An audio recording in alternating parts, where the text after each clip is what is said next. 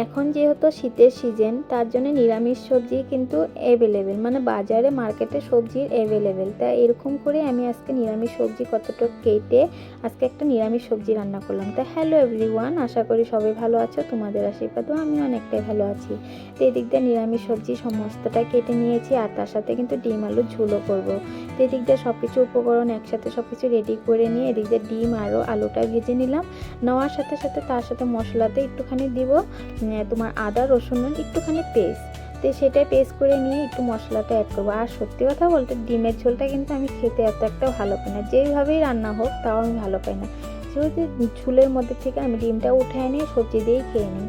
তো এদিক দিয়ে তোমরা আর কে কে ডিমের ঝোল খেতে ভালো পাও অবশ্যই কিন্তু কমেন্টে জানাতে ভুলো না।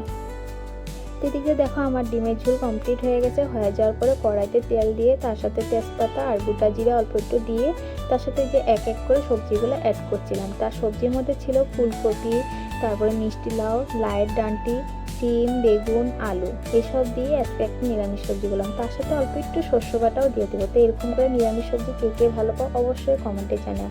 তো ভিডিওটা ভালো লাগলে কিন্তু অবশ্যই লাইক কমেন্ট শেয়ার করতে ভুলো না। তো এখনও মতন ভিডিওটা তাহলে এটুকুই। আরও দেখো আমি কি কি রান্না করেছি সেটাও তোমাদের কাছে শেয়ার করে নিই। তো এদিকে দেখো 2 পিস বেগুন ভাজি করে রেখে দিয়েছি, তার সাথে এই যে সব কিছু দিয়ে একটা বড়া করব, মানে ধনিয়া পাতার বড়া, আর তার সাথে ডিমের ঝোল আর ধোয়া ওঠা নিরামিষ ঝোল। আজকের মতন বাই, সবাই ভালো থেকো।